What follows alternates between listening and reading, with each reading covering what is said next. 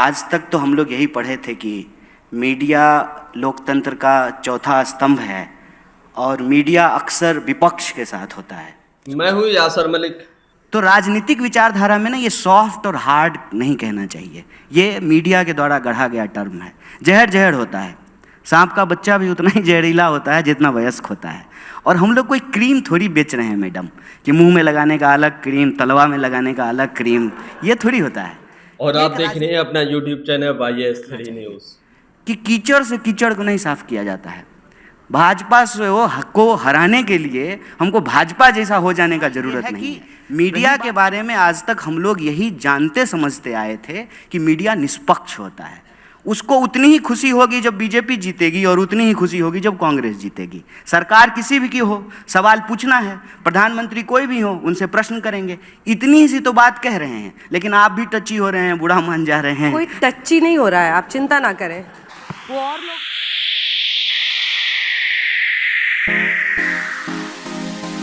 जैसे ही लोकसभा इलेक्शन में कन्हैया कुमार को दिल्ली से टिकट दिया गया, उन्हें मनोज तिवारी के सामने खड़ा किया गया, वैसे ही कन्हैया कुमार का ये बयान खूब ज्यादा तेजी से वायरल होने लगा है। तो कन्हैया कुमार ने अंजना ओम कश्यप के मीठे तरीके से, बड़े प्यार तरीके से इतनी बेइज्जती की है कि अंजना ओम कश्यप भी समझ ना सकी कि ये तारीफ हो रही है या बेइज्जती हो रही है।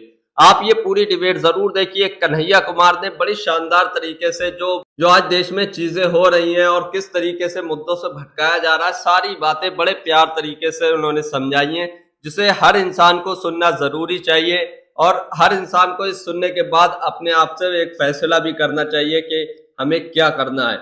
आप ये पूरी डिबेट जरूर देखिए, जिसमें अंजना ओम कश्यप को कन्हैया कुमार ने बहुत अच्छी तरीके से धोया है, बहुत अच्छी बेइज्जती की है। अंजना ओम कश्यप हंसती रही, लेकिन उनकी बेइज्जती होती रही। उन्हें समझ नहीं आया कि उनकी बेइज्जती हो रही है। कन्हैया कुमार बहुत ही शानदार डिबेट करते हैं, आप ये पूरी डिबेट जरूर देख कर जाइए।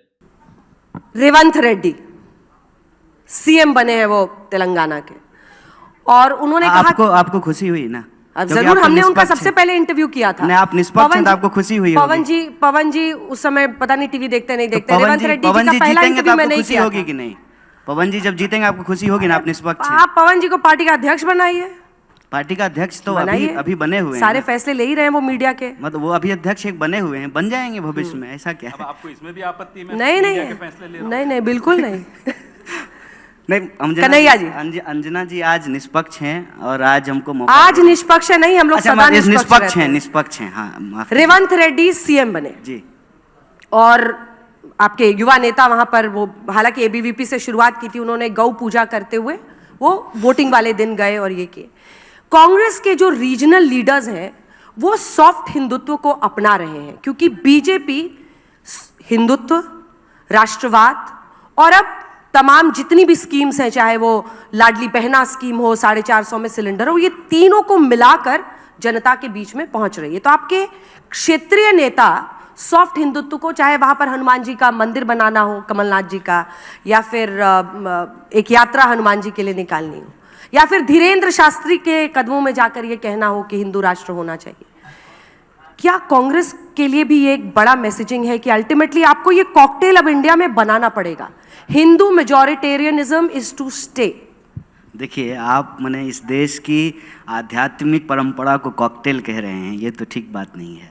इस देश में ज़्यादातर लोग हिंदू हैं, हिंदू रीति रिवाज को मानते हैं। यहाँ ही हम लोग 3 लोग बैठे हुए हैं, तो क्या प्रैक्टिस करते हैं उसको छोड़ दीजिए, लेकिन सबके नाम से ही पता चल रहा है कि हिंदू हैं। मेरा तो नाम कन्हैया है, आपका अंजना है, अंजनी पुत्र पवन सुतनामा। तो कहने का पॉइंट ये है कि जब आप इसको एक राजनीतिक दल या विचारधारा से जोड़ते हैं तो उसमें एक फ़र्क होता है। जैसे हर पुरुष पुरुषवादी नहीं होता है, वैसे ही हर हिंदू जो उस आध्यात्म में भरोसा करता है, जीने के तरीके में भरोसा करता है, पाप पुण्य सही गलत स्वर्ग नरक को मानता है, वो भी जो है ना हिंदूवादी नहीं होता है। ये एक राजनीतिक विचारधारा है। अगर आप राजनीतिक विचारधारा की बात कर रहे हैं, अगर मैं सही हूँ, तो राजनीतिक विचारधारा में ना ये सॉफ्ट और हार्ड नहीं कहना चाहिए, ये मीडिया के द्वारा गढ़ा गया टर्म है। जहर जहर होता है, सांप का बच्चा भी उतना ही जहरीला होता है जितना वयस्क होता है। और हम लोग कोई क्रीम थोड़ी बेच रहे हैं मैडम, कि मुंह में लगाने का अलग क्रीम, तलवा में लगाने का अलग क्रीम, ये थोड़ी होता है। एक राजनीतिक विचारधारा है वो, और वो राजनीतिक विचारधारा जिसको आपने कहा कि हिंदुत्ववादी, उसको बीजेपी रिप्रेजेंट करती है। लेकिन कांग्रेस पार्टी हिंदुइज्म, जो इस देश का सांस्कृतिक इतिहास है, जो आध्यात्मिक परंपरा है, उसको हमेशा से मानती है। सत्यमेव जयते हमारे देश के राष्ट्रीय चिन्ह पे लिखा हुआ है, तो ये बीजेपी के पैदा होने से पहले से लिखा हुआ है ना। 1980 में बीजेपी बनी है, देश को 47 में आज़ादी मिली, 50 में संविधान लागू हुआ। तो जो भी आपको परंपरा दिखती है वो परंपरा तो चली आ रही है, और ये कांग्रेस पार्टी के बनने से भी पहले से चली आ रही है, ये गांधी जी के पहले से भी चली आ रही है। तो देश के 5000 साल के इतिहास को इस तरीके से हमको ना तू मैं की बहस में जो है रिड्यूस नहीं करना चाहिए। और कांग्रेस पार्टी ने कभी भी इस देश में किसी भी धर्म को कमतर करके नहीं आंका है। सर्वधर्म समभाव जो गांधीवादी चिंतन है उसको रिप्रेजेंट किया है। रघुपति राघव राजा राम, पतित पावन सीताराम, ईश्वर अल्लाह तेरो नाम, सबको सन्मति दे भगवान। हम सुखी, संसार सुखी तो हम सुखी, ये भारतीय चिंतन परंपरा है। मेरे ख्याल से उसको कॉकटेल आपको नहीं कहना चाहिए, ये शब्द नहीं कहना चाहिए आपको।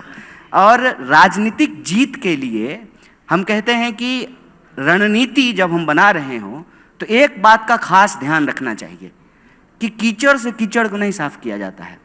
भाजपा से वो को हराने के लिए हमको भाजपा जैसा हो जाने का जरूरत नहीं है। रही बात जनता की, तो जनता के जीवन में धर्म उसका एक पक्ष होता है। किसी भी धर्म का कोई व्यक्ति हो, भूख सबको लगती है, डर सबको लगता है, घर की जरूरत सबको होती है, नौकरी सबको चाहिए होता है। ये जो एक नया सगुफा आज के दिन में छोड़ा गया है ना, कि अपना सीना मत देखो, पेट और पीठ जो है ना दोनों सटक करके एक हो गए हैं, प्रधानमंत्री का सीना नाप रहे हैं।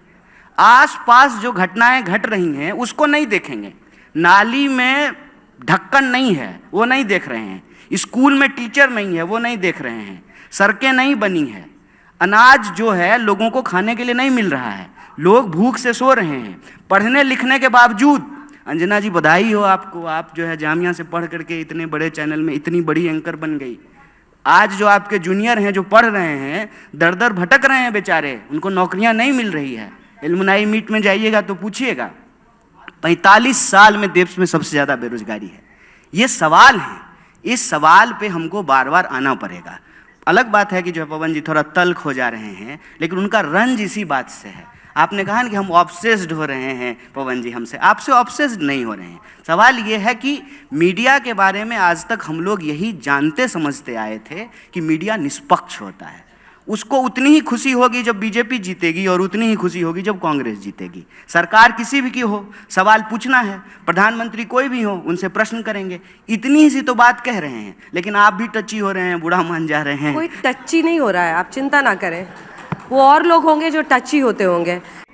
कन्हैया जी, कर्नाटका में जिन गारंटीज पर कांग्रेस पार्टी को इतनी बड़ी जीत मिली, जिसकी चर्चा हुई, और वहां से विद इन इंडिया गठबंधन भी कांग्रेस का कद बढ़ा, क्योंकि उसके बाद बेंगलुरु में सबसे बड़ा आयोजन किया गया इंडिया गठबंधन के साथियों का। ये कांग्रेस की जो गारंटीज थी कर्नाटक में, वो मोदी की गारंटी कब बन गई, क्यों बन गई और कैसे सफल हो गई 3 राज्यों में? आपके प्रश्न का जवाब मैं दूंगा। सबसे पहली बात तो ये कि आप बार बार ये कह रहे हैं कि हमने कांग्रेस पार्टी के 3 नेताओं को बुलाया है। तो अब 3 बुलाएं, 6 बुलाएं, 60 बुलाएं, लेकिन अगर हम एक पार्टी के नेता हैं तो हम सबसे एक ही सवाल पूछा जाएगा। ऐसा तो होगा नहीं कि पवन जी से अलग सवाल पूछा जाएगा, हमसे अलग सवाल पूछा जाएगा, और हमारा जवाब भी एक ही होगा अगर हम एक पार्टी के हैं तो। और दूसरी बात, आपने कहा कि मीडिया पे दोष मत मढ़िए, बिल्कुल ठीक बात है। आज तक तो हम लोग यही पढ़े थे कि मीडिया लोकतंत्र का चौथा स्तंभ है, और मीडिया अक्सर विपक्ष के साथ होता है। कोई सवाल जो है वो सत्ता से पूछता है। मुझे इस पे कोई गिला शिकवा नहीं है, क्योंकि आपने एक शायरी पढ़ी थी तो हम भी एक पढ़ देते हैं आपके लिए कि हमने इस दौर के अंदाज निराले देखे, फैसला कत्ल का कातिल के हवाले देखे। तो कोई बात नहीं है, ये वक्त की बात है, और बिल्कुल आप पे कोई दोषारोपण नहीं है, गिला शिकवा नहीं है। और आपने कहा कि कांग्रेस पार्टी हार गए, आप बीच में ये भी कहा आपने कि राहुल गांधी हार गए। कांग्रेस पार्टी हारे, राहुल गांधी हारे, ये 2 अलग अलग चीज़ नहीं है, ये एक ही बात है। पार्टी की जीत में राहुल जी की जीत है और पार्टी के हार में राहुल जी की हार है। राहुल जी की जीत से जो है पार्टी की जीत जुड़ी हुई है, ये अलग अलग चीज़ नहीं है। और इस बात में कोई दो राय नहीं है कि संख्या बल के हिसाब से हम देखें तो परिणाम जो है हमारे पक्ष में नहीं है। और आपने बिल्कुल सही आंकड़ा दिया है कि जो हिंदी पट्टी है उसके ज़्यादातर राज्यों में बीजेपी की सरकार है। बिल्कुल ठीक बात है, फैक्ट है। सवाल ये है कि इस देश में भारतीय राष्ट्रीय कांग्रेस एक पार्टी है जो कई सालों तक सत्ता में थी, सरकार में थी। उससे पहले जो है आज़ादी के आंदोलन में हिस्सा ली, देश को आज़ादी दिलाई, और अभी विपक्ष में है। ये एक स्वाभाविक प्रक्रिया है। जो खेलता है तो कोई हारता है, कोई जीतता है, इसमें कोई दुर्भावना वाली बात नहीं है। लेकिन मैं आपको इन सब चीज़ों के अलावे विशेष रूप से इस बात का धन्यवाद देना चाहता हूँ कि आप गारंटी शब्द लेकर के आए। और जो प्रश्न आप हमारे दोनों वरिष्ठ नेताओं से पूछ रहे थे, और पवन जी को बोलने का हमसे ज़्यादा बिल्कुल हक है क्योंकि वो हमारे मीडिया चेयरपर्सन हैं, मीडिया डिपार्टमेंट को हेड करते हैं, तो स्वाभाविक रूप से उनको ज़्यादा बोलना चाहिए। लेकिन हम आए हैं यहाँ पे इनके साथ इसलिए कि हमारे पास आज इस देश को देने के लिए एक अल्टरनेटिव है, एक मॉडल है।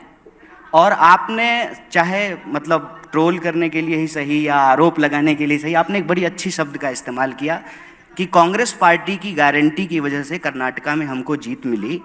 तो वो जो गारंटी थी वो मोदी जी की गारंटी कैसे बन गई? और मेरा ये मानना है कि कांग्रेस पार्टी ने इस देश में एक टेम्पलेट सेट किया है। टेम्पलेट ये सेट किया है कि इस देश में सरकार और जनता के बीच में एक संबंध है। संबंध ये है कि जनता सरकार को टैक्स देती है और सरकार बदले में जनता को सुरक्षा, उसके जो है रोजी रोटी, कपड़ा, मकान, इन तमाम चीज़ों को मुहैया कराती है, व्यवस्था कराती है। धीरे धीरे ऐसा माहौल बनने लगा था देश में कि हम लोग टैक्स तो दे रहे हैं लेकिन सरकार क्या देगी ये तय नहीं हो पा रहा था। और मुझे बड़ी इस बात की खुशी है कि जीत किसी की हुई हो, मुख्यमंत्री कोई बना हो, लेकिन एक बात हम सबको मुक्त कंठ से स्वीकार करना चाहिए कि एक बार फिर से लोक कल्याण, वेलफेयरिज्म इस देश की राजनीति के केंद्र में आया है। पहले क्या था ना कि दिन भर हिंदू मुसलमान की बहस में रोजी रोटी, कपड़ा, मकान कहीं छुप जा रहा था।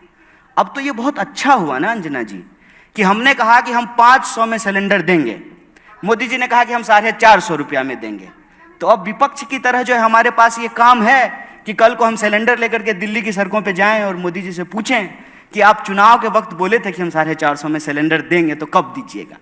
ये है देश को आगे ले जाने वाली बात, ये है सकारात्मक राजनीति कि अगर हम इस देश में एक टेम्पलेट सेट कर रहे हैं कि हम बोल रहे हैं कि अगर इस देश में एमपी को, यहाँ हमारे मेंबर ऑफ पार्लियामेंट बैठे हुए हैं, अगर उनको पेंशन मिल सकता है तो इस देश में कांस्टेबल को कहीं नहीं क्यों नहीं मिल सकता है, टीचर को क्यों नहीं मिल सकता है, जो सरकारी नौकरियां करते हैं उनको क्यों नहीं मिल सकता है।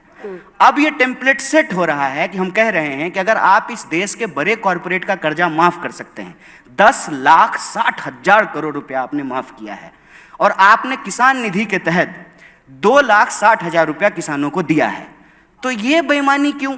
देश के मुट्ठी भर जो है उद्योगपतियों को, व्यापारियों को आप 10,60,000 करोड़ रुपया दे रहे हैं और देश के किसानों को मात्र 2,60,000 करोड़। तो मेरा मानना है कि जीत किसी की भी हो, अल्टीमेटली इस चुनाव में और इस चुनाव के बहस में एक एजेंडे की जीत हुई है। और ये वो एजेंडा किसका है? वो एजेंडा है सरकार के तौर पे आपकी जिम्मेवारी क्या है, जनता के तौर पे किसकी भागीदारी हो रही है और किसकी भागीदारी नहीं हो रही है। महिलाओं को चाहे डायरेक्ट कैश ट्रांसफ़र हो, उनका खाता खुलना हो, सबको पक्का मकान दिलाना हो, 5 किलो अनाज हो, तो ये तो पुराने नेता हैं कांग्रेस के, आपको बताएंगे। इसमें से कोई ऐसी योजना नहीं है जिसकी नींव कांग्रेस पार्टी के द्वारा नहीं रखी गई। इंदिरा आवास योजना के तहत गरीबों का पक्का मकान बनाया जाता था, पीडीएस सिस्टम के तहत जो है गरीबों को जो है अनाज दिया जाता था, और डायरेक्ट कैश ट्रांसफ़र करने के लिए इस देश में आधार की योजना लाई गई। पहली बार ऐसा हुआ कि बायलैटरल एंट्री से कांग्रेस पार्टी एक ब्यूरोक्रेसी का सिस्टम लेके आई कि हम आधार कार्ड बनवाएंगे, सबका खाता खुलवाएंगे और डायरेक्ट कैश ट्रांसफ़र करेंगे। और मैं आपको याद दिला दूं कि 2019 में कांग्रेस पार्टी का जो एजेंडा था उसमें राहुल जी ने बार बार एक योजना की बात की थी, उन्होंने न्याय की बात की थी कि पूरी दुनिया में जब यूनिवर्सल इनकम की बात हो रही है, अगर हम ये कह रहे हैं कि दुनिया में भारत जो है फास्टेस्ट ग्रोइंग इकोनॉमी है, 5 ट्रिलियन की इकोनॉमी हम बन जाएंगे, तो फिर हमको ये देखना पड़ेगा कि धन का बंटवारा क्या है। जैसे अगर हम ये देखेंगे ना, अगर हम आज तक चला रहे हैं मान लीजिए, या ललन टॉप चला रहे हैं, तो अंजना जी को कितना सैलरी मिल रहा है, और अंजना जी का दफ्तर साफ करने वाला जो स्वीपर है उसको कितनी सैलरी मिल रहा है। एक अंजना जी की सैलरी में कितने ड्राइवरों को सैलरी मिल सकता है। ये जो धन का बंटवारा है ये देखना पड़ेगा, क्योंकि आंकड़ा ये कहता है कि इस देश में 1% लोगों के पास 99% प्रॉपर्टी अकोमुलेट हो गई है। तो 99% जो लोग हैं उनके पास जो है दोबारा रोजी के लिए, रोजगार के लिए, शिक्षा के लिए, कपड़े के लिए, उनके बच्चों के जो है भविष्य के लिए सरकार क्या उपलब्ध कराएगी। और मैं बहुत खुश हूं इस बात से, चुनावी परिणाम जो भी हो, कि एजेंडा कांग्रेस पार्टी का जीता है। और आप जान लीजिए कि जाति जनगणना का प्रश्न जो कांग्रेस पार्टी उठाई, उसमें किसी जाति को किसी जाति से लड़ाने का सवाल नहीं है, सबकी भागीदारी सुनिश्चित करने का सवाल है। आपका छीन करके किसी को नहीं दे देना है, लेकिन जिसको नहीं मिल पा रहा है वेल्थ का रीडिस्ट्रीब्यूशन कैसे करेंगे, ये सारे एजेंडे राजनीति में आए हैं। देश के नौजवान इस पे बात कर रहे हैं, और विपक्ष ने जो यह सवाल उठाया, जो गारंटी की बात की, फ्री बिजली देंगे, महिलाओं को फ्री बस यात्रा कराएंगे, 500 रुपये में सिलेंडर देंगे, डायरेक्ट कैश ट्रांसफर करेंगे, किसानों का कर्जा माफ करेंगे, जो लोन लेकर के स्टूडेंट पढ़े हैं उनका लोन कम करेंगे, रोजगार की गारंटी करेंगे, यूनिवर्सल इनकम के आधार पर न्याय योजना लेकर के आएंगे। इन सवालों से ये हुआ है कि मोदी जी को भी राजस्थान में कन्हैया लाल करते करते ये कहना पड़ा कि हम 450 में सिलेंडर देंगे। और जब एक बार मोदी जी ने कह दिया, तो जो सवाल पूछ रहे थे प्रमोद जी, वो सवाल अब हम भी पूछ सकते हैं फिर से, कि आपने तो कहा था कि हम 15 लाख आपके। वीडियो अच्छी लगी हो तो इसको लाइक करें। अगर आप भी गोदी मीडिया का विरोध करते हैं तो हमारे चैनल YS न्यूज को सब्सक्राइब करें। आपको ये वीडियो देखकर कैसा लगा, अपनी राय कमेंट बॉक्स में जरूर देकर जाइए। रहेगा। और हमारा मानना है कि इस परिणाम को ऐसे देखना चाहिए कि कांग्रेस पार्टी ने जो टेम्पलेट सेट किया है इस देश में वेलफेयरिज्म का, भागीदारी का, सबके न्याय का, उसकी जीत हुई है। तो दोस्तों, आपने ये पूरी डिबेट देखी। आज तक पर हुए एजेंडा कार्यक्रम में कन्हैया कुमार आए हुए थे। कन्हैया कुमार का यह बयान बहुत तेजी के साथ वायरल भी हो रहा है, क्योंकि वो अब लोकसभा इलेक्शन 2024 में दिल्ली सीट से खड़े हुए हैं, जहां पर उनके विपक्ष में मनोज तिवारी खड़े हुए हैं। मनोज तिवारी पिछली बार बहुत अच्छे वोटों से वहां से जीते थे, तो इस बार कांग्रेस ने कन्हैया कुमार को उनके सामने उतारा है, जिसके बाद से वो सीट पर फाइट बहुत ही शानदार होने वाली है, इस तरीके का अनुमान लगाया जा रहा है। कन्हैया कुमार भी एक पॉपुलर लीडर है और युवाओं के बीच में उनकी बहुत अच्छी छवि भी है। इस वजह से वहां पर इलेक्शन जो मनोज तिवारी और कन्हैया कुमार के बीच में है, बहुत फाइट में रहने वाला है। आपने जब कन्हैया कुमार का ये बयान सुना, जो एजेंडा में उन्होंने डिबेट में जो अपना स्पीच दिया, उसके बारे में क्या कहते हैं, अपनी राय कमेंट बॉक्स में जरूर देकर जाइए। और अंजना ओम कश्यप की किस तरीके से उन्होंने बेइज्जती की है, बड़े प्यार से बेइज्जती की है। अंजना ओम कश्यप समझ भी ना सकी कि उनकी बेइज्जती हो रही है, लेकिन हंसती रही, क्या करती, मजबूर थी। और किस तरीके से उनकी जमकर धज्जियां भी उड़ाई हैं कन्हैया कुमार ने। और कन्हैया कुमार बड़े ही शानदार तरीके से भाषण भी देते हैं, बड़ी शानदार तरीके से बोलते भी हैं। उसके बारे में आप क्या कहते हैं, अपनी राय जरूर देकर जाइए। अगर आप भी गोदी मीडिया का विरोध करते हैं तो हमारे चैनल YS3 न्यूज को सब्सक्राइब करें और इस डिबेट को लाइक करें, और अपनी राय इस बारे में भी जरूर दीजिए कि लोकसभा इलेक्शन 2024 में इस बार किसकी सरकार बनने जा रही है। क्या एक बार फिर से बीजेपी की सरकार आएगी, और या फिर इस बार बदलाव की हवा चल चुकी है। आप इस बारे में जरूर बताइए।